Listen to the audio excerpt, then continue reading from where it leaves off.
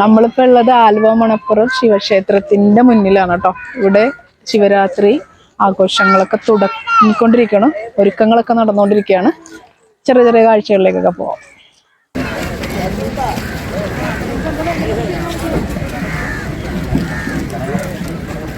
ആലുവ മണപ്പുറം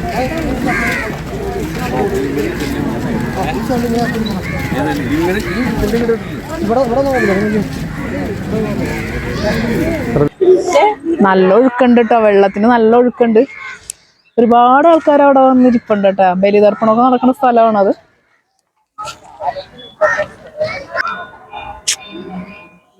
വാരണാസിയിൽ ഇതേപോലെ ഇങ്ങനെ ചെയ്തിട്ടിട്ടില്ലേ, ഗംഗ റിവറിൽ, അതേപോലെ തന്നെ ഗ്രില്ല് പോലെ ചെയ്തേക്കണത്. അതിനപ്പുറത്തോട്ട് ആരും പോകില്ലല്ലോ. ഇവിടെ ബലിതർപ്പണങ്ങളൊക്കെ ഡെയിലി നടക്കണതൊക്കെ ആയിരിക്കും അല്ലേ. പൂക്കളൊക്കെ ഇട്ടിട്ട് ഒഴുകി വന്ന് കിടക്കുന്നു.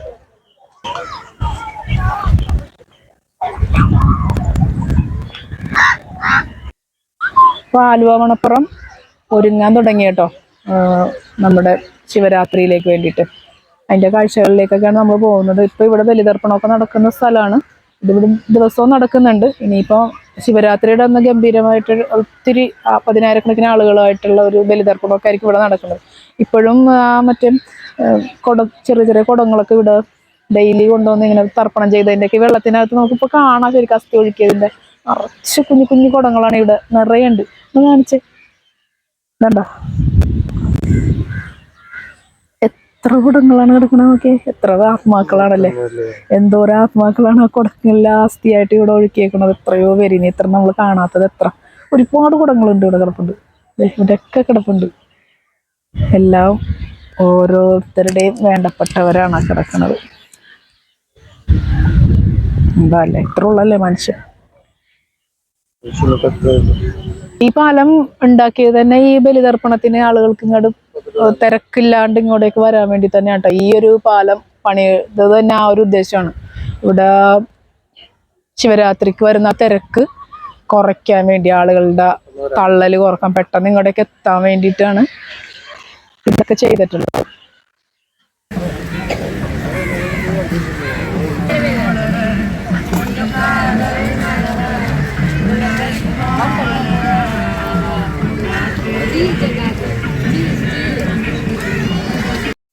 ഇവരുടെ അടുത്ത് കുറേ നല്ല ഭംഗിയുള്ള പാദസരങ്ങളൊക്കെ കണ്ടപ്പോൾ ഞാൻ ജസ്റ്റ് എടുത്തൊന്ന് കയ്യിലെടുത്ത് നോക്കിയതാ കേട്ടോ. അപ്പോഴേക്കും അവർ അതിൻ്റെ ഒരു പേരെടുത്ത് എൻ്റെ കാലിലേക്ക് ഇടണം. ഞാൻ പറഞ്ഞു പോലും ഇല്ല ഇടണം എന്ന്. എന്തിനാണ് അവൻ്റെ കാലിൽ ഇട്ടത്? ഞാൻ ശരിക്കും ജസ്റ്റ് ഒന്ന് നോക്കാൻ വേണ്ടി എടുത്തതാണ്. ഇനിയിപ്പോൾ എൻ്റെ കഴുത്തേലാകുമെന്ന് എനിക്ക് തോന്നണത് ലക്ഷണം കണ്ടിട്ട്. എന്തായാലും എനിക്ക് വേണ്ട, ഞാൻ ജസ്റ്റ് ഒന്ന് എടുത്ത് നോക്കിയെന്നേ ഉള്ളൂ കേട്ടോ.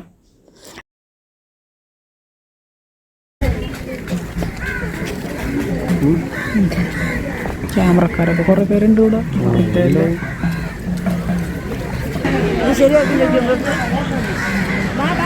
നമുക്ക് മഹാദേവ ക്ഷേത്രത്തിൻ്റെ അടുത്തേക്ക് പോവാട്ടോ.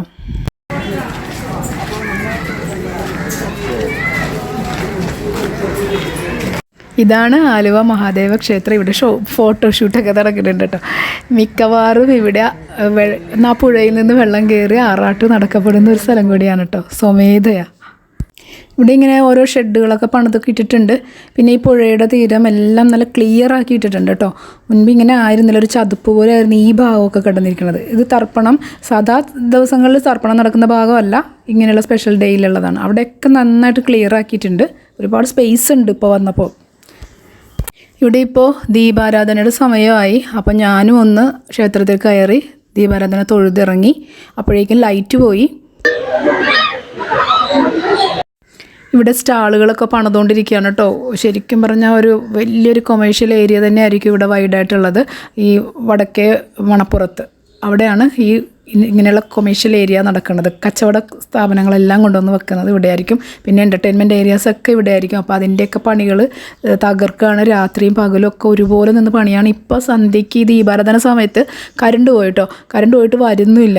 അപ്പോൾ ഇവരൊക്കെ അഡീഷണൽ ലൈറ്റൊക്കെ ഇട്ട് പണി നടക്കുകയാണ്. അവർക്ക് എത്രയും വേഗം തീർക്കണമല്ലോ. അപ്പോൾ ഞങ്ങൾ എന്താണെങ്കിലും ഇനിയിപ്പോൾ എന്താണെങ്കിലും ഷൂട്ട് ചെയ്യാൻ പറ്റില്ല. അപ്പോൾ ഇനിയിപ്പം 2 ദിവസം കഴിയുമ്പോഴേക്കും നമുക്ക് ഇതൊക്കെ ഒന്ന് ലൈവായി കഴിയുമ്പോഴേക്കും തകർക്കാൻ വന്നിട്ട് ഇവിടുത്തെ എല്ലാ കാഴ്ചകളും ഞാൻ നിങ്ങളിലേക്ക് എത്തിച്ചു തരുന്നതായിരിക്കും. അപ്പോൾ ആ വീഡിയോ എന്തായാലും മിസ് ചെയ്യരുത്. അപ്പോൾ നമുക്ക് തൽക്കാലം വിട പറയാം. താങ്ക്